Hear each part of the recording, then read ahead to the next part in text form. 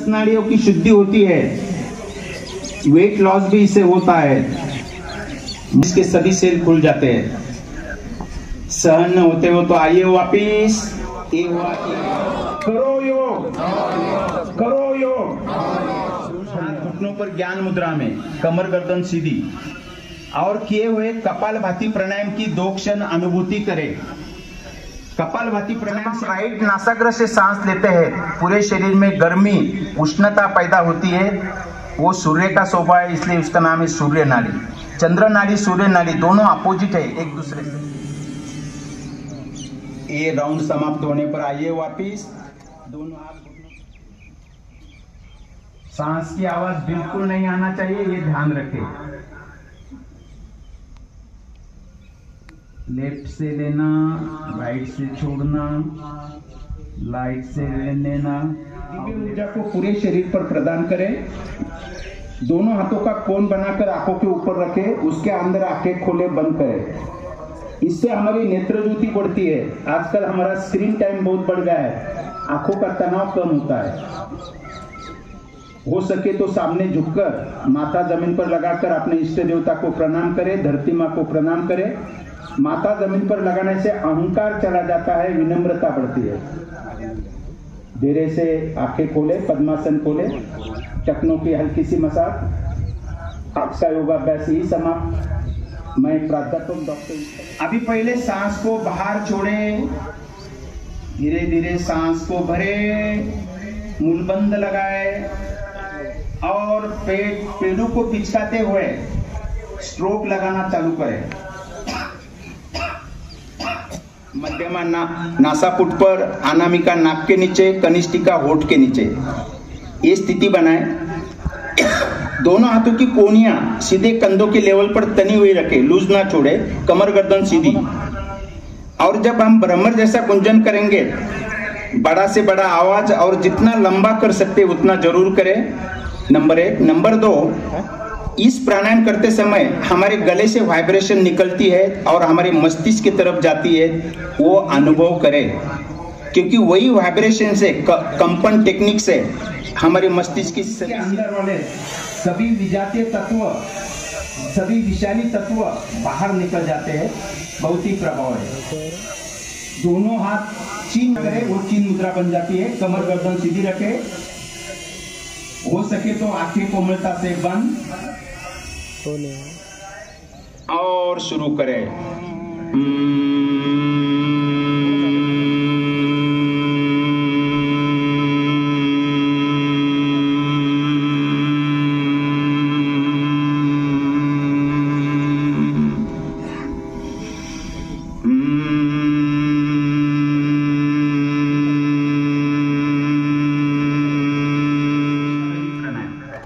ये गर्मी के दिनों में करने वाला प्राणायाम है, जब हमें गर्मी ज्यादा होती है। निषेध है, जिन्हें निम्न रक्तचाप हो, जिनकी कफ वृद्धि हो, कमर गर्दन सीधी, चाहे तो थोड़ा सा एक राउंड देखें आप, जिनको डाउट है, साइड से मोड़े, नाली जैसा बनाए, और जुआ के अंदर से फेफड़ों की भी कार्यक्षमता इससे बढ़ती है। ऑक्सीजन, प्राणवायु हमारे शरीर में अच्छी तरह से प्रसारण होता है। आइए वापिस। अगला प्राणायाम है अनुलोम विलोम प्राणायाम। सबसे बढ़िया प्राणायाम योगाभ्यास में, इसलिए किसी को भी निषेध नहीं है, सब ये प्राणायाम कर सकते हैं। अनुलोम विलोम प्राणायाम में हम लेफ्ट नासाग्र से सांस लेंगे, राइट। जब हम गाड़ी में बैठे हैं, 4 व्हीलर में, हमारी गाड़ी की स्पीड 80, 90, 100 किलोमीटर पर आवर चल रही है और टायर पंक्चर हो गया है इमीडिएटली, जो स्थिति गाड़ी की होती है वही हमारे शरीर की होती है। इसलिए आंखें बिल्कुल नहीं खोलना है। प्राणायाम करते समय खुद के साथ रहे।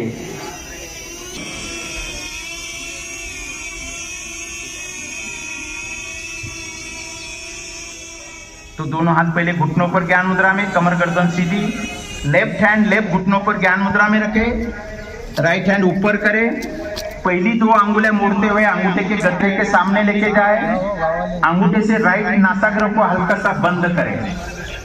अभी लेफ्ट नासारंध्र से धीरे धीरे सांस भरे अनामिका से लेफ्ट 1, राइट से पहा। भरे, मुलबंद लगाए और पेड़ू को पिचकाते हुए स्ट्रोक लगाना चालू करें। सांस को लेना नहीं है, सिर्फ छोड़ना है, ये ध्यान में रखें।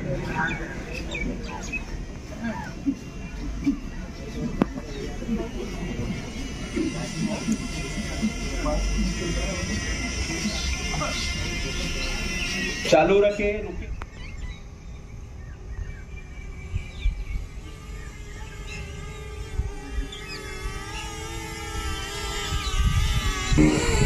10 राउंड कंप्लीट करें। मी आपल्याला सर्वांना विनंती करेन जोरदार टाळ्या वाजवाव्यात।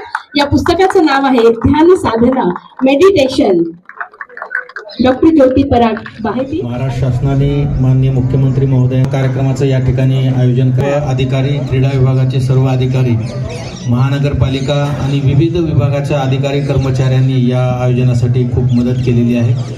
या कार्यक्रमामध्ये ज्यांनी प्रत्यक्ष सहभाग नोंदवला आहे त्यांचं मी मनापासून आभार व्यक्त करतो।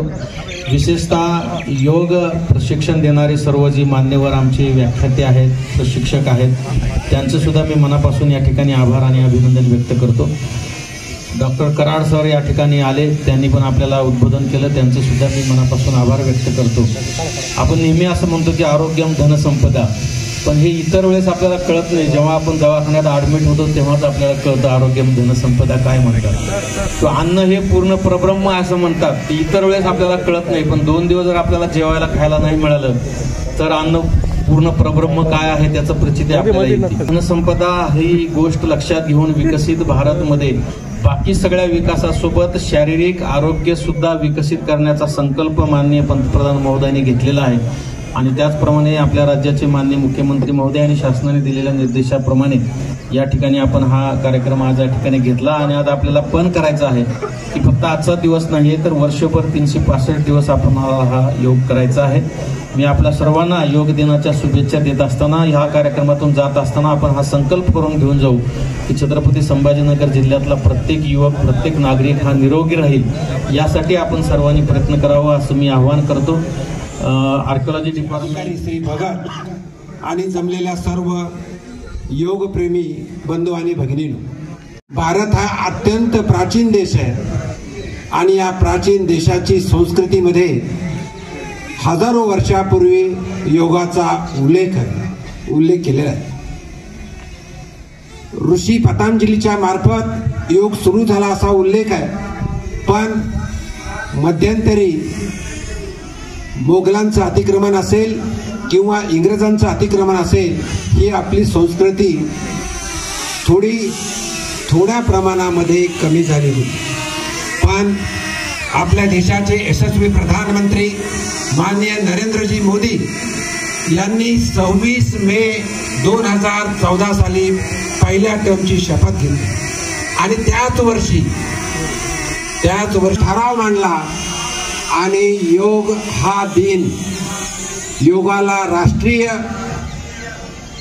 मान्यता द्यावी हा ठराव मांडला आणि जवळजवळ 198 देशापैकी 175 पेक्षा जास्त देशांनी त्याला मान्यता दिली। भारताची जी मागणी होती ती आंतरराष्ट्रीय लेवलला मान्य झाली आणि 11 डिसेंबर 2014 साली 21 जून हा योग दिन म्हणून जाहीर करण्यात आला आणि तेव्हापासून सातत्यानं आपण योग दिन जाहीर करतो। फक्त जाहीर करतो नाही, आपण आता प्रधानमंत्री मोदी साहेबांना ऐकलं, करोडोच्या करोडो लोक प्रत्येक देशामध्ये योग दिन साजरा करतायत आणि योग दिनाचं महत्त्व पण सांगितलं। आपण ऐकलं असेल, आपण सुरुवात करताना मी म्हणजे स्वतः मी, we start from me and we end at we, म्हणजे मी सुरुवात माझ्यापासून करतो आणि नंतर सर्वांसाठी करतो। हे योग दिन अत्यंत महत्त्वाचा आहे आणि जसं प्राध्यापक काळवणे सर असतील आणि सुरुवातीचे टीचर आमचे राजेश मिरकर असतील, सुरेश मिरकर असतील, सर्वांनी सांगितलं तुम्ही 1 तास जर स्वतःसाठी काढला तर तुमच्या आयुष्यातले 24 तासापेक्षा तुमचा दिवस, तुमची कार्यक्षमता वाढते आणि कार्यक्षमता वाढून तुम्ही एक तुमच्या ज्या काय इच्छा मनोभावना असतील त्या पूर्णत्वाकडे जाऊ शकतात. आपल्या सर्वांना माहित आहे, आपण सर्व अभ्यासक आहात. त्यामध्ये आपल्या शरीर हे भौतिक आहे. या शरीरामध्ये प्रत्येकाला मन आहे आणि या मनाच्या वर आत्मा आहे. हे भगवद्गीतेचे वाक्य आहेत. आंतरराष्ट्रीय योग दिन छत्रपती संभाजीनगर मध्ये बेबीचा मकबराच्या परिसरामध्ये साजरा केला. हजारो साधक या ठिकाणी आले होते.